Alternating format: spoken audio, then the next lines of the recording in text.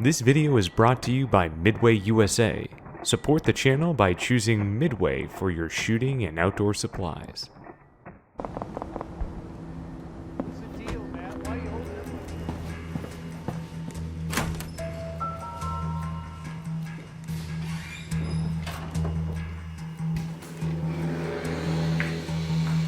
it? Mr. Chang. Hi. Call me Cousin Harry. Have a seat. Cousin Chang.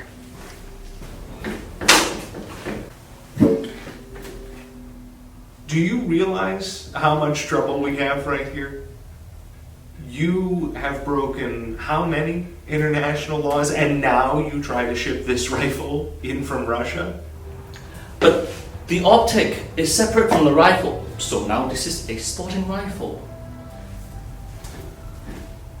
I don't see an approved ATF Form 6 here. Let me ask you a question. How much does a good American lawyer cost to do ATF Form 6? What?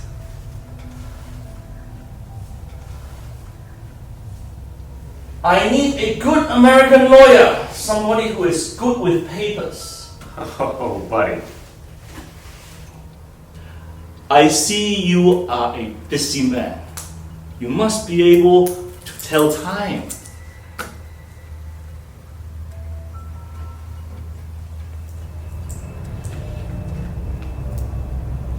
In fact, my friend, sometimes I have more of this. I have, in fact, 200 more right now. I need to hire a very good American lawyer.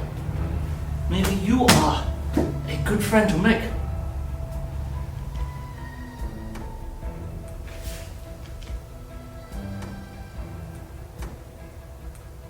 We're going to need a country of origin that isn't Russia. I don't care. I'm hungry.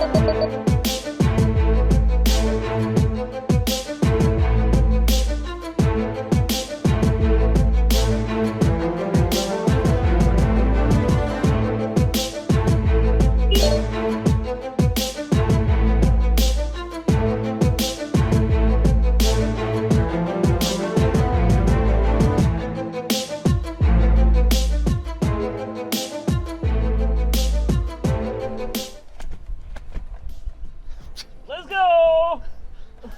In the flip-flops, unbelievable.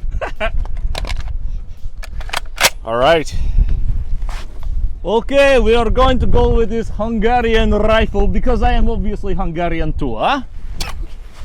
You may be about as Hungarian as the rifle. All right, 150. Let's do it, bud.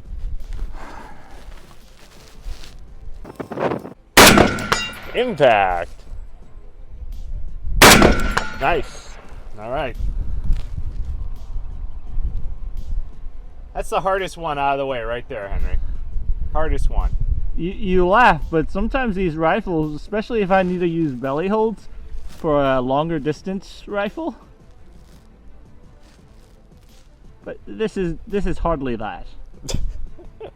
All right, 200. Right half. Nice, centered up. All right, 250. Right half. Actually, right edge. Dead center. Yeah, I've got windage dialed out right now, so the wind kind of died down a little bit. Woo. All right, I'm on at 3. Upper chest, nice. Dead center, nice. Okay, I'm on at 350.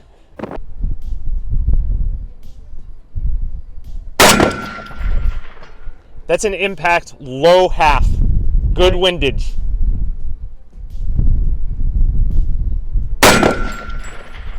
Another impact low. Okay, I'll start dialing. I mean, they were solid hits. They were just on the low quadrant. Got it.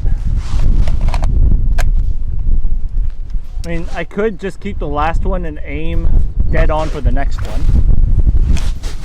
Oh, were you going belly holds? Yeah. Yeah, I would say that if you were belly holding, how low were you belly holding? Were you under the target? No. At the belly of the I think that those were dead on then. Okay. Wow, this is crazy wind. I know. This has got to be what, 25 plus? I know. I'm compensating hard for the wind, man. All right, 400. Wow, hold. 30 miles maybe? I don't know. It's really bad. It's bending the flagpole. All right, got it low. Off the left, just scrape by on the left. We got a huge gust right there. Okay, hold, just low. The first shot off the left was also on the low third of the target. Okay, so I do have to dial a little bit on elevation then. Yep. That's an impact just right of center.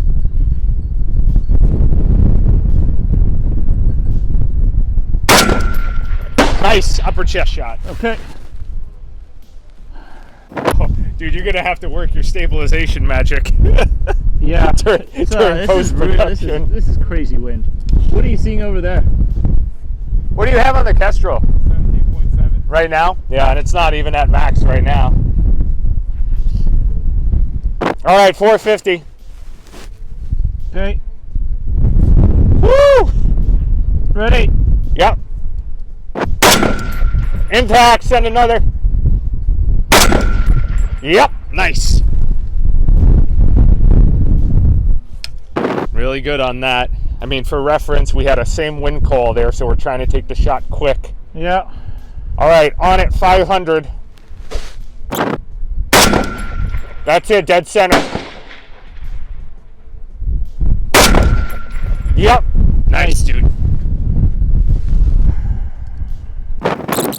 Really tough to see these splashes because of the height of the grass, but we're gonna give it our best shot here. Okay. Hopefully they splash hard. The windage is difficult right now too, Yep. so we'll find out, yeah? All right, I'm on at 650. Impact, nice. Okay.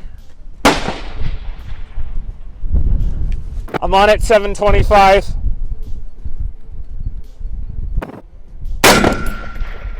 Impact. Nice.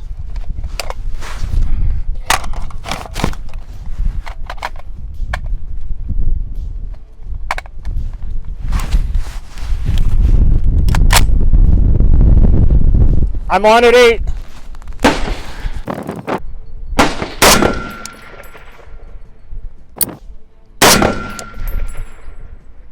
I think that, based on the trace, no splash, based on the trace, just right.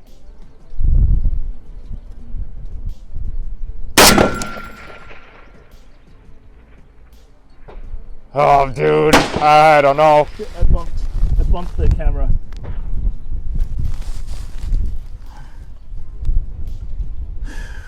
Okay, camera's back. Is it a wind issue? I just can't see the splash. I think you were one left, one right. Okay. I don't know about that last one. I have not deviated my windage Yeah. at all. Let's try it again. So if elevation is there, I'm gonna see if this works, all right? Yeah.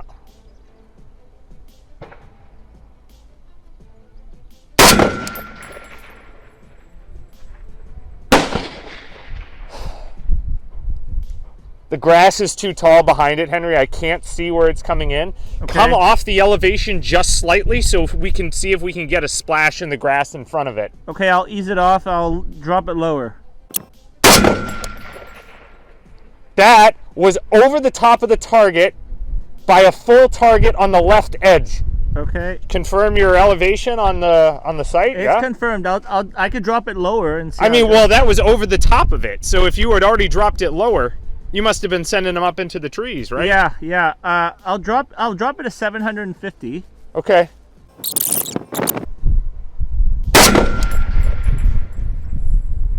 Impact. Nice. That was a problem that I Dude.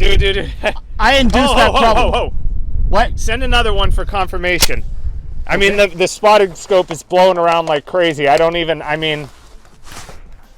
saw a flex on the plate, but I didn't hear any report. I heard it. Did you hear it? Okay, all right, then cool. Okay. I just didn't hear it. All right, nice. All right, so I will chalk that up to me. I had an issue. I dialed 800 meters where I should have dialed 750 meters. Okay. And when I'm calling those, where I'm calling left and right, yeah, I'm calling it based off of how I see the arc going out, not where the splash, because I couldn't see splash. Yeah. So I was calling it based off of the arc. I mean, look, all things considered, this is a very impressive run for what is essentially 1960s tech without, I mean, outside of some manufacturing differences between the current Soviet pattern or current Russian pattern SVD and the 1960s, 1970s Afghanistan pattern is probably, you've got your polymer stock set, you've got your smooth dust cover, you've got your lightning cuts that are in a different place, but really most of it is the exact same design. Yeah. Most of it. I want to talk a lot more about those intricacies at the debrief, but I would say just straight off the bat, you know, we had gusts anywhere between 15 and I would go as north 25 plus. Yeah.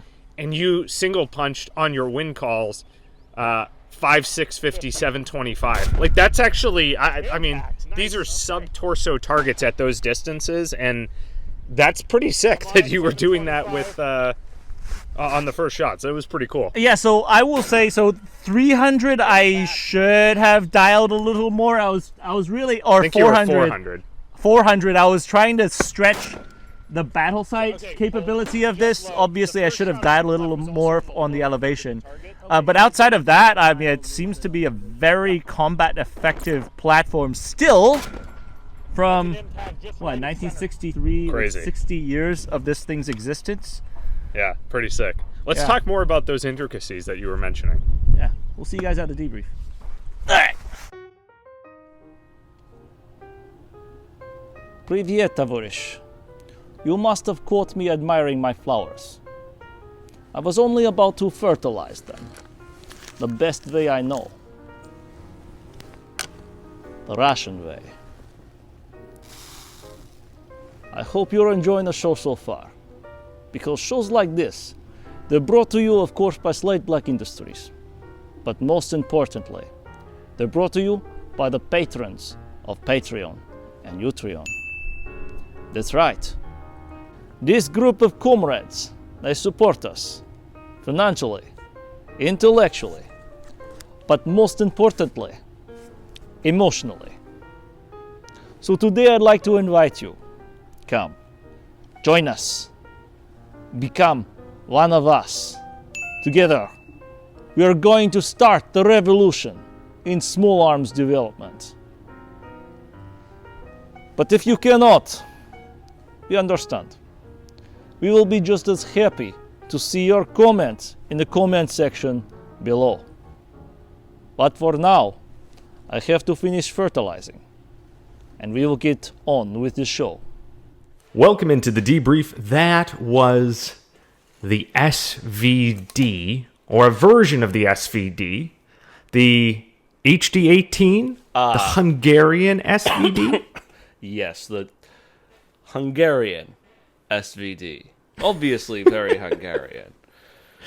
Now, Henry, one of the first things that I see straight away, and when I think of SVD, obviously one of the most sought after collectible rifles, at least for somebody who's like, I'm not even like a big into collecting, but I think of things that I wish I could get that are sort of unobtainium, and I think the SVD platform, specifically the quintessential original layout, where it has the beautiful, like, high polished laminate wood handguard and stock that's just beautiful. I think very similar to the Chinese SVD copy. Is it the NDM 86 that we had on the show previously? With like that furniture is where my head goes when I think SVD.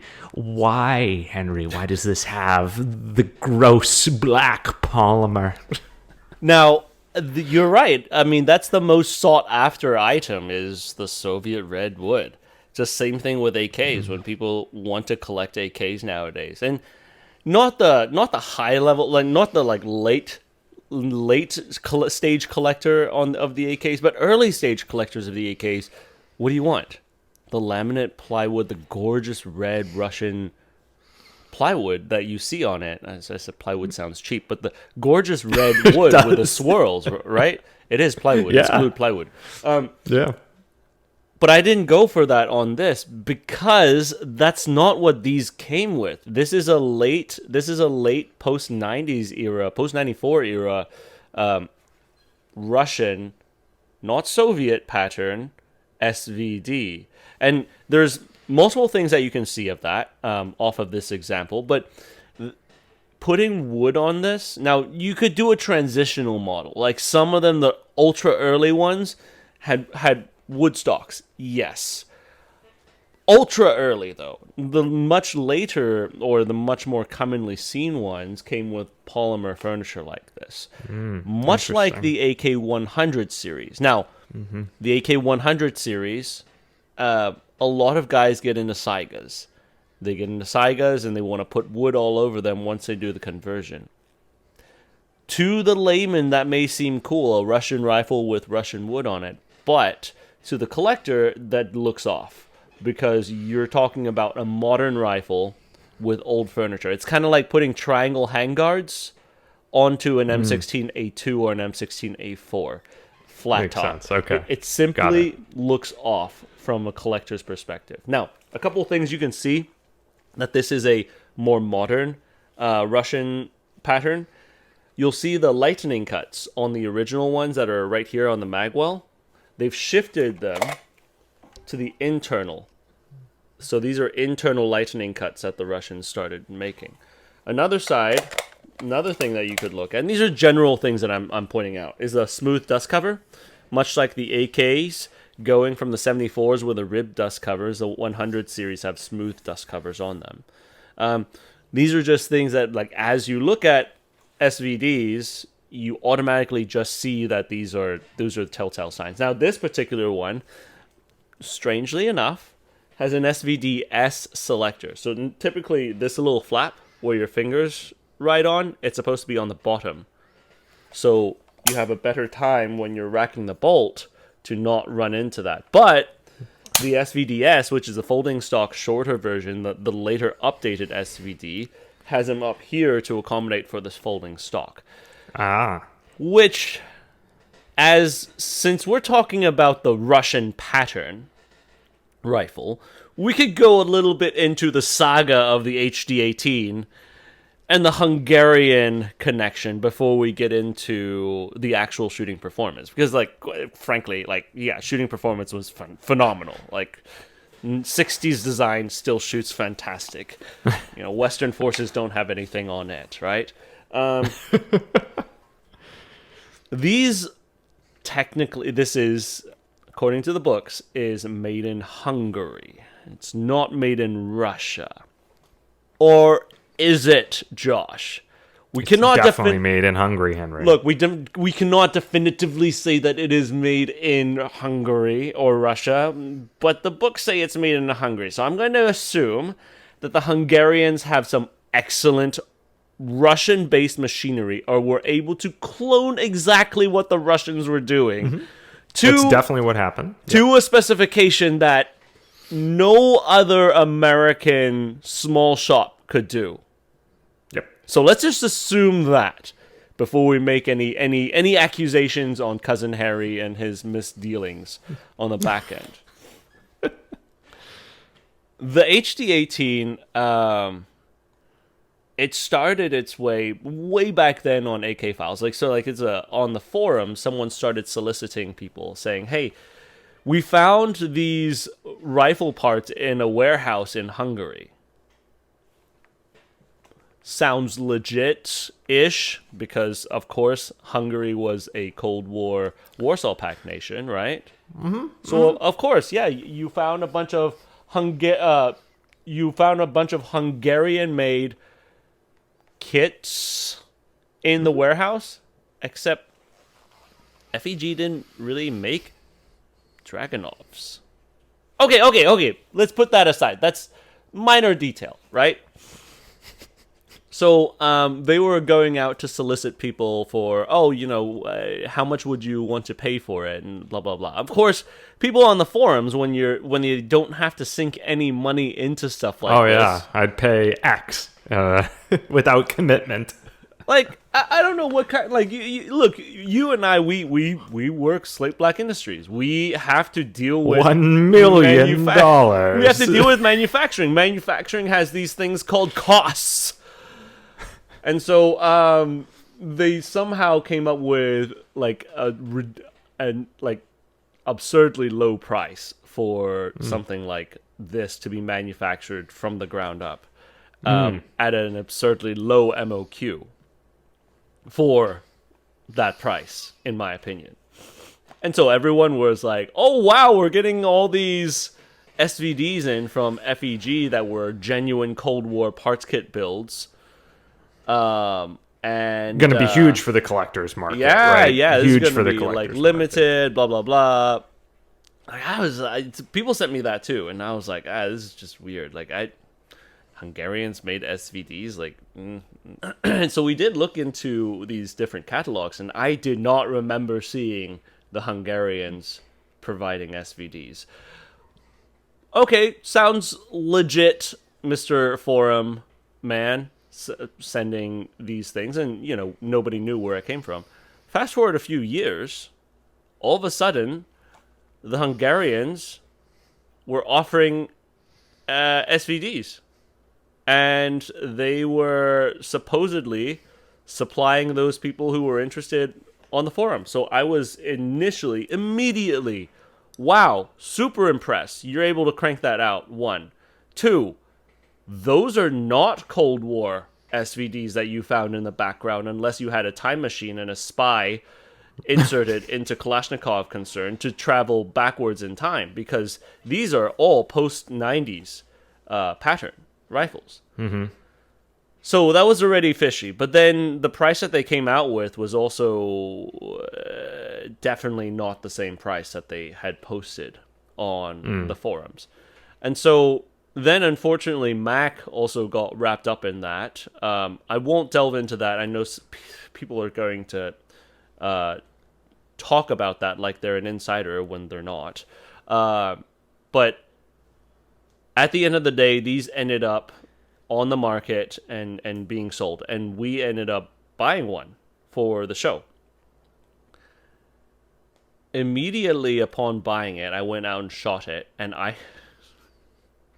first of all, the presence of the SVD-S selector, which is a very specific current Russian manufactured spec, seems to be strange that this generation of rifle had the SVD-S selector on it. Just very strange to have it if you're not running that spec on your tooling. If you made it from ground up, why not just make it the original spec and not something that you could grab from another line to grab parts to throw in to make it work, right? Again, obviously Hungarians made this. The other thing that was kind of strange is some of these places where they've got the laser engravings on it. The font and the engraving looks suspiciously well done to clone the Russian specs. But then, all of these can be cloned, obviously. But the most amazing thing that they cloned, when I fired this particular model, so the Russian commercial spec rifles, some of them, from an older commercial spec due to Russian law, have to have this expanding ring on the chamber. So when you fire these things, a part of the brass that spits out has a ring that's expanded into, and that's an indicator that it is a civilian rifle, according to Russian law. All right, processing brass right here. Which one do you think was fired from the Dragunov? There's only one of these four. That's right. This one. You can see the neck ring right there. If we were to compare this to a normal casing, you can see this was fired from a military chamber, and this was fired from a Dragunov that has a civilian chamber. Easy peasy for the Russian authorities to recognize it. Very impressive that FEG was able to even clone the very specific Russian spec chambers on these. Mm-hmm. But what we ended up here is a very good specimen to examine the modern Russian SVD with a barrel and internal parts that are very, let's say, close in spec to what you would see issued. Now, that chamber spec that I talked about, it doesn't affect the actual performance of the projectiles. All it does is that it indicates that a projectile fired or a cartridge fired was from a civilian designated rifle, which is prevalent in the Russian Tiger series, the civilian. The Saiga is for the AK-100 series. The Tiger is the civilian version of the SVD that's being sold on the market. So that is where we're at with this. So the long and short of all of that, Henry, if I, as a layperson, am listening, it sounds like FEG did a phenomenal job getting the right engineers, the right subject matter experts, and the right machinery built to perfectly copy some of the very, very specific components of a Russian spec post-90s SVD, which is very exciting. One may say flawless clone. Yes, so very exciting. Yes, kudos, solid work. Some people I do need to thank, though. Tuik over on Instagram helping me find the flash hider with a bayonet on it. This is the hardest part to find on this rifle. Because these are only on military rifles. The other piece, the furniture, we have Brandon Herrera to thank. He had an extra set that came in with his Chinese, and he didn't have a spare Russian pattern SVD, so, he did a brother a solid. So appreciate that too. So anyways, to your point, yes, flawless execution. Excellent. So, what do you say we talk about how this thing actually performed? Because, you mentioned it earlier, and I would echo that, especially for a base design that's 60 to 70 years old, this did phenomenally well, especially given the environmentals on the day, which, although the Weather Channel reports like only 18 mile an hour winds at max, no. that is from the airport reading that we got that day. Yeah, so got it. Yeah, so like the Kestrel on the day was up in the upper 20s at various points. So with the environmentals being what they were, and with this rifle being what it is, again, you're shooting a 4-power optic. Era correct, right? Like, no, it doesn't have like we're not shooting a precision scope on this thing. We don't have a mil grid, right? But we can. I have the Sure Shot Armament Group. Oh, actually, no, sorry. This is a Kalashnikov Koncern. So we can. Maybe that's something that we ought do in the future to see if we see any performance improvement. But frankly, again, like when we look at how this ran, it actually ran very well. I knew there's a couple misses at 400 that were like, one of them was a little bit off, or the elevation was off on them. Like, it was low left. Fine, I know.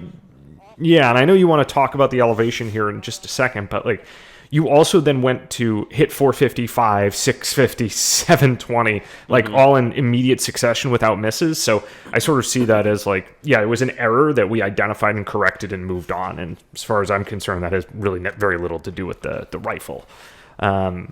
Yes. But why don't you talk us through like what you identified at that moment and what you think had caused that? Yeah, so when we're looking at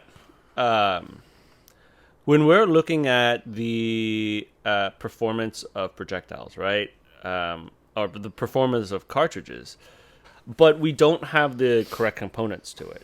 But it's not the correct components because these are not Russian projectiles. We're using Sierra Match Kings, which arguably you could say, oh, that's better, right? Sort of, because I'm also using the Russian cams on the optics. And now this particular one is an actual military PSO-1M2, obviously surplused out of the system for good reason. And then the on the day of, we were shooting actually a Belarusian copy of the PSO-1M2, which is the optic itself is hard cammed for that projectile, and so if there is any deviation, it gives us potential issues. And so at 400, what I saw was that the projectiles were hitting low, and so my immediate response to that is, okay, so maybe I should cam this to the meter settings, because then the meter settings would bring the projectiles a little higher for the yard distances, right? Which is what I did out to 700 and some, and it hit phenomenally fine until we got to the farthest one, and I was using the I think I was using the 800 meter at first. Correct. Yep. Which would cam it to hit too high if it were because that's 800 yards. That's 80 yards of a cam past what that's supposed to be. Right. But because I'm guessing because the projectile ballistic doesn't match between the two, at that 800, that's where you started seeing the deviation, where the Sierra Match King must have been more efficient and still traveling at that higher speed.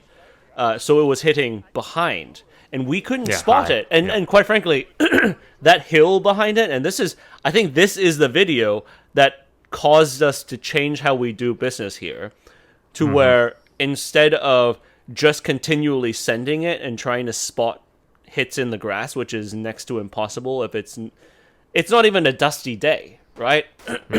So I think this caused us, specifically you on the spotting end, to make adjustments to how we do business on that long distance target.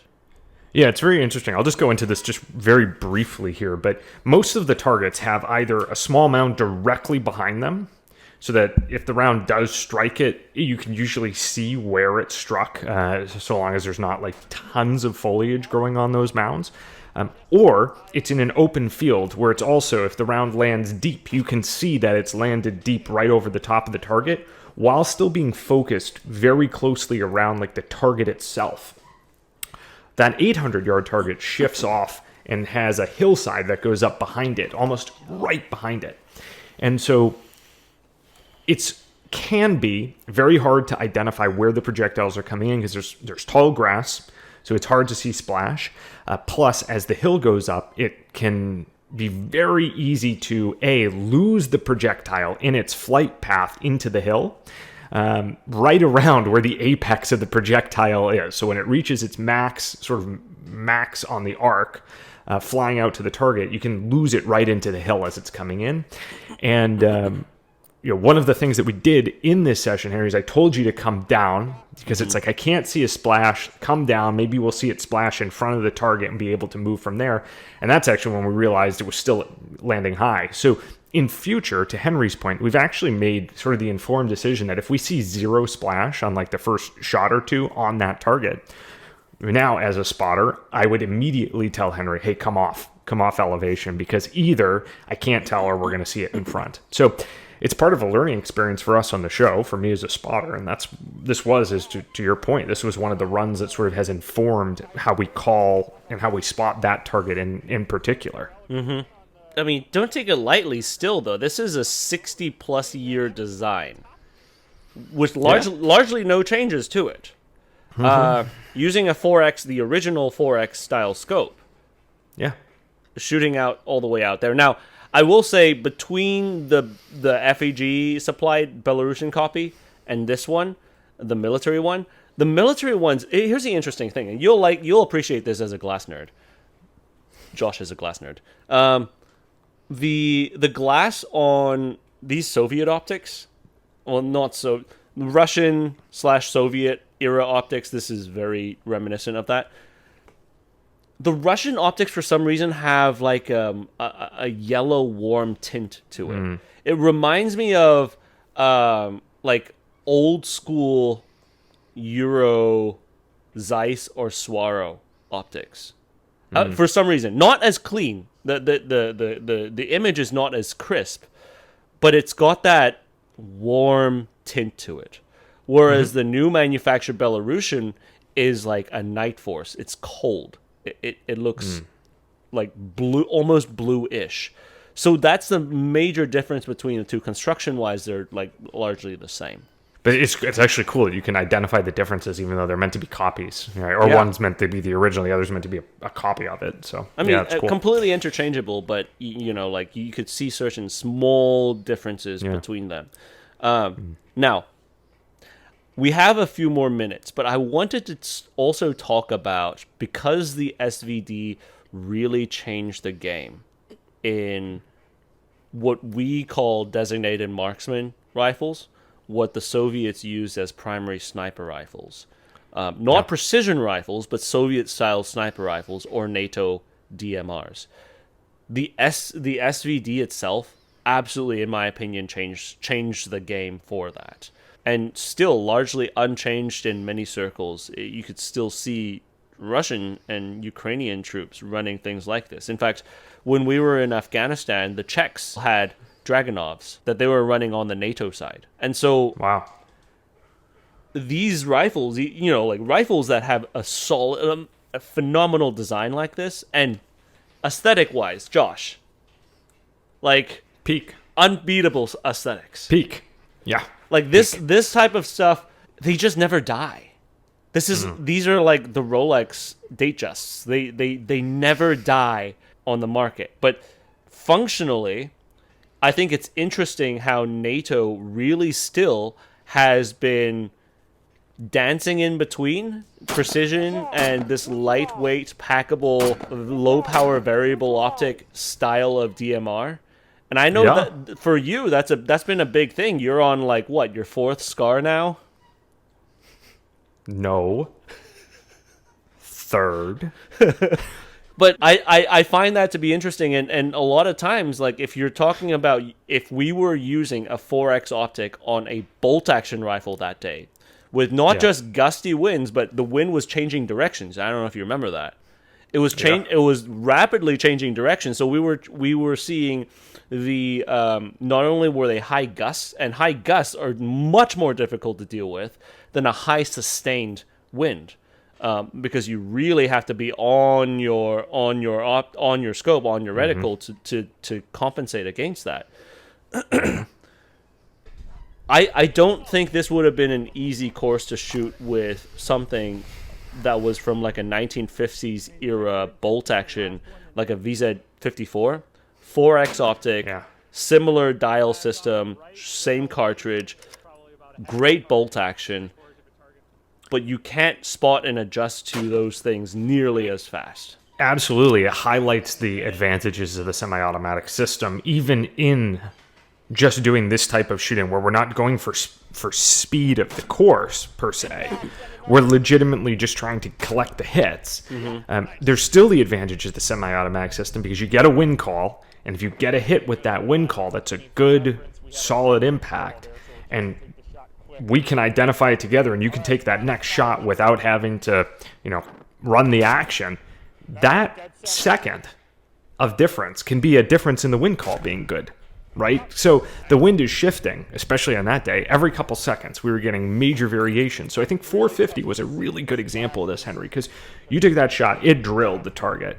And I think I was able to tell you, perfect, send another, bang, you sent another one without really any hesitation, with the same exact hold, still on the gun, everything, perfect. And the skill required to do that with a bolt gun versus the semi-auto is like dramatically higher. Yeah. Right. So you can still do it with a bolt gun, but to Henry's point, I think it's way more challenging in that respect. I mean, Yeah, because your wind call is having to be redone basically every shot. I mean, again, if you have a perfect team working in sync, maybe not, but I would feel much more comfortable with the semi-auto that's shooting an acceptable accuracy sized group. What is this one, by the way, Henry? Is this generally This is printing like an 1.5 inch and a half? plus, Yeah. 1.5 plus. I mean, Yeah. So that's For nine shots. nine shots. Yeah, for nine. You're Yeah. 1.5 plus though. So now that kind of highlights a point where, you know, getting into the 9-hole reviews project in 2017, was that when we started? Yeah. And even before that, like leaving the military, I always like, I was always, there had been this idea pushed about that bolt actions are obsolete now because semi-autos have taken over. You can achieve the same accuracy with a semi-auto. Why not use a semi-auto? For some reason, the AR-10 system, including the M110 SAS, from what I've seen in the past years, seems to be way more finicky than an SVD. Like infinitely more finicky. Now, partially, people would say, oh, well, that's because you're using 150s and 170s. We were shooting 174s here as well, and the standard ball ammunition is 147s for these guys, 148s. Now, the Dragunov does have an adjustable gas system, but that's for adverse or non-adverse. I think this is got to be like one of those next questions that we ask. You know, how is the Dragunov able to retain that level of reliability? Is it a cartridge problem? But we also shot a 308 NDM86. Shot very well. Shot right? very well. Never had a jam. No fuss.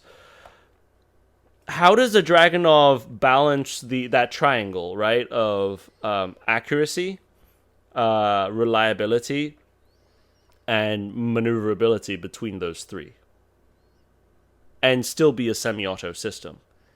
And I think partially that's kind of one of the reasons why, even after all these years, the Dragunov still has relevancy in certain applications out there. Maybe not peak performance nowadays, but compared to a lot of AR-10 clones, these things, I would trust the reliability on this far more than the AR-10. And thus, we conclude this episode with Henry laying a large landmine for many of you to step on and talk about in the comments section. And also something we'll undoubtedly return to as well. So, for those of you who stuck around to the end to see Henry dangle that bait, by all means, do all the good YouTube stuff. Like, comment, subscribe. Check us out on Patreon. Hop into the private Discord, as always, who support Slate Black Industries. Until next time, we'll see you on the range.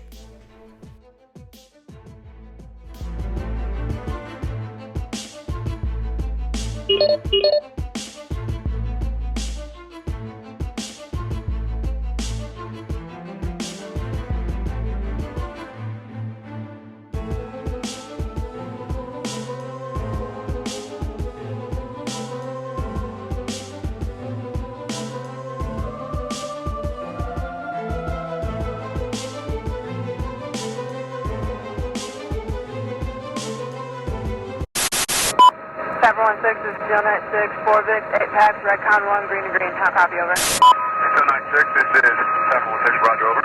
1-6, Steel 91, 1 pack, green, green, over. This is 716, roger, over. 1-6, Steel 92, 1 Victor, 2 packs, Redcon 1, over.